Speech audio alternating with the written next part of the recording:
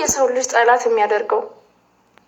አንድ ሴትዮ እየተከታተልሽ ማለት ነው አላስቀምጠኛለች። አሁን ጭራሽ ማለት ነው በህልሜ ሁሉ እየመጣችብኝ ዛሬ ይኸው ስትሬስ በስትሬስ ሁኜ ነው የዋልኩትኝ። ይኸው እጄን ሁሉ በመርፌ እስከ መውጋት ደርሼ ማለት ነው በቃ በጭንቀት ውስጥ እና አሁን እዚህ ጋር አይ ነው በእኔ እንደምትፈርዱ አውቃለሁ፣ ግን ምንም አይመስለኝም። ማለት የሆነ ሰው አንድ ጥሩ ኮመንት ከሰጠኝ የሆነ ሰው በዛ ኮመንት ልጽናና እችላለሁ።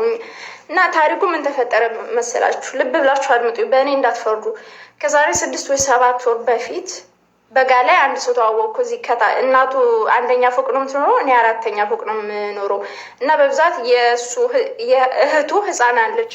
እሷ ከእኔ ልጅ ጋር ትጫወታለች። በዛ ምክንያት ተዋወቅና ስልክ ተቀያየረን። ከዛ አንዳንዴ ቻርጀር እያለ ይመጣል እኔ ቤት ማለት ነው። ቻርጀር አጥቶ አይመስለኝም፣ ምክንያቱም እናቱ አለች። ሌላም ሰው ደግሞ እነሱ ቤት እንዳለ አውቃለሁ። ብቻ ማን ይሁን ወንድሙ ይሁን ምን ይሁን አላውቅም፣ ብቻ አለ።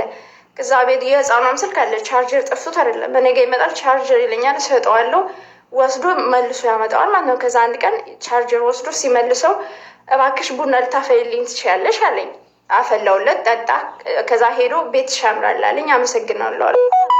ከዛ በተደጋጋሚ ቻርጀር እያለ መመላለስ ጀመረ። ምንም አላማረኝም። እና ከኔ የምትፈልገው ነገር አለ ስለው፣ አዎ ለፍቅር ፈልግሻለሁ፣ በጣም ቆንጆ ነች፣ ደግሞ ብቸኛ እንደሆንሽ አውቃለሁ፣ ለልጅሽም ጥሩ አባት ልሆናት ዝግጁ ነኝ አለኝ ማለት ነው። እኔ ደግሞ ዝግጁ አይደለሁም፣ አልፈልግም አልኩት።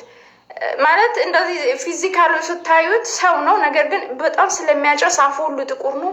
የሆነ የሚያስፈራ አይነት የሰው ባህሪ ያለው ማለት ነው። ብዙ የምትግባቡት ሰው አይደለም። ስልኬን ራሱ ለምን እንደሰጠሁት ግራ ግብት ይለኛል። ያው ጎረቤት ስትሆኑ አንዳንዴ እንደዛ ነው። እና ከዛ እምቢ ስል አልኩትኝ፣ ሀሳቡ በሙሉ ተቀየረ። ማለት እንደዚህ ወደ ማስፈራራት ገባ ማለት ነው። ከዛ አንድ ቀን ወደ ትምህርት ቤት እየሄድኩ ነበር በጠዋት ማለት ነው። 6 ሰዓት እንደዛ አካባቢ 6 ሰዓት ተኩል። ከዛ ሜሴጅ ገባልኝ በዛ ጠዋት። እንዴ ማን ነው ምናምን ብዬ አየዋለሁ። እያየውሽ ነው በመስኮት አለኝ ማለት ነው። በጣም ነው የደነገጥኩት። በቃ ካሁን ይከተለኛል ብዬ ትሬን ስቴሽን እስከሚደርስ ማለት ነው ኋላዬን እንደ እብድ እያየው ማለት ነው እየተከተለኝ መሰለኝ። ከዛ በጣም ፈራሁኝ፣ በጣም ፈርቻለሁ። ማርያምን ነው የምላችሁኝ። ዛሬ ራሱ በህልም የመጣውብኝ ማለት ነው። እጄ ራሱ በጭንቀት በቃ እንደዚህ ልብስ እየሰፋው ነበር፣ እጄ ወጋውትኝ ማለት ነው። በጣም ጭንቀት ሆኖብኝ ማለት ነው። እና እባክህ ተወኝ ያልኩ ለመንኩት፣ እምቢ አለ። ሜሴጅ መጻፍ አላቆምም። በቃ እዛ መጨረሻ ላይ ምን አለኝ መሰላችሁ ማለት ነው፣ በፈጣሪ እስኪ በቃ በስነ ስርዓት እንፍተው፣ ወደ ሌላ ከምንሄድ እንደዚህ ጭቅጭቅ ውስጥ ከምገባ አልኩና እባክህ ተወኝ፣ እኔ እንደዚህ ነኝ፣ የልጅ እናት ነኝ ምናምን አልኩትኝ።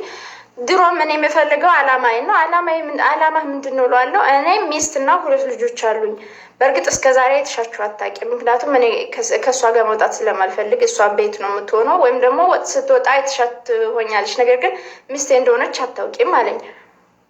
እና እኔ 39 ነው የምኖረው፣ እሱና ሚስቱ ልጆቹ የሚኖሩት ለካ 40ኛው ነው ማለት ነው፣ ከኔ ቀጥሎ ያለው። ግን እናቱ የምትኖረው ከኔ ጋር 39 ነው። አሁን ራሱ ሳወራ እንደዚህ የተንቀጠቀጥኩ ነው ታውቃላችሁ። እና መጨረሻ ላይ ምን አለኝ መሰላችሁ? እንደዚህ ሳወራ በፈጣሪ ሌላ ነገር አስቤ አይደለም። ምን አለኝ መሰላችሁ? እኔ ፍላጎት አለ 2 ሴትና 1 ወንድ በአንዴ ማድረግ ነው።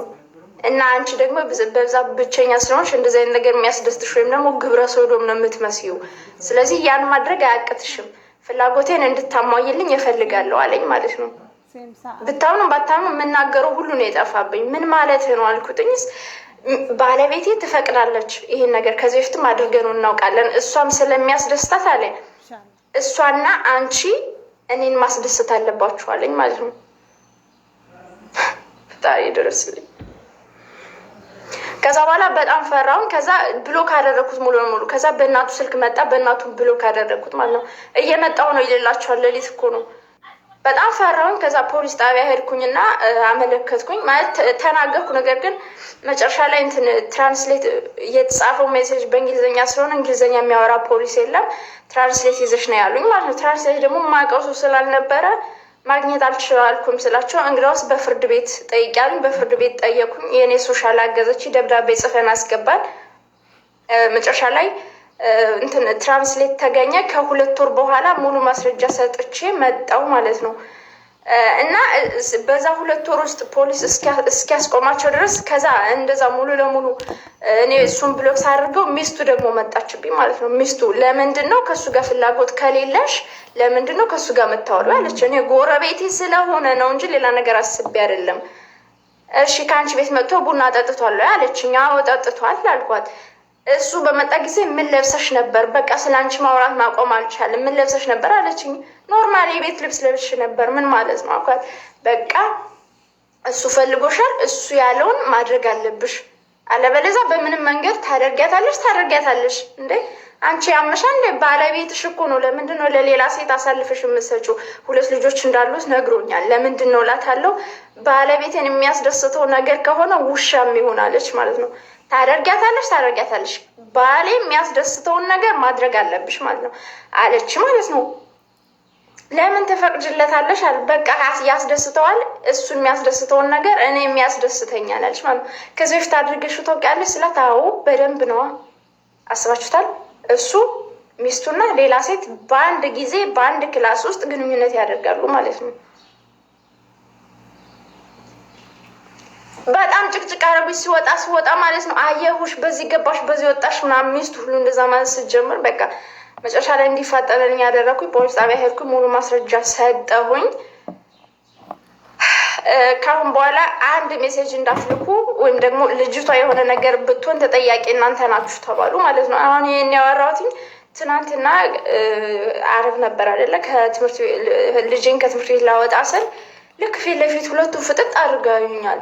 ልክ ሊፍት ውስጥ ማለት ከሊፍት ወርጄ ከሊፍት ወጥቼ ወደ በር ልወጣ ስል 2ቱም እንደዚህ ብለው ቆመው ያዩኛል ማለት ነው። ሰውነቴ ነው በጣም እየተርበደበደ። አሁን ራሱ ሳራ በጣም በሚቀፍ አይነት ስሜት ውስጥ ሆኜ ነው። እውነቴን ነው የምላችሁ። እና ቤት ውስጥ የሆነ ነገር ኮሽ ካለ ማለት ነው ልቤ በቃ ጥሎኝ ይሮጣል። እንደዚህ ቤት መቀየር ወይም ሰፈር መቀየር በቀላሉ ቢቻል ምንኛ ደስ ባለኝ። እና አይዶኖ ምን እንደማደርግ አላውቅም። ብቻ በእርግጥ ፖሊስ እንዲያቆሙ ነግሯቸዋል። ግን ባየኋቸው ቁጥር ማለት ነው ሰውነቴ እንደዚህ ይርበደበዳል። በቃ ተቀላችሁ። እኔ ከሰው ርቃለሁ፣ ግን ለምንድን ነው ነገሮች ከኔ የማይርቁት? ምንም ሊገባኝ አልቻለም። ምን አይነት እድል እንደሆነ አላውቅም።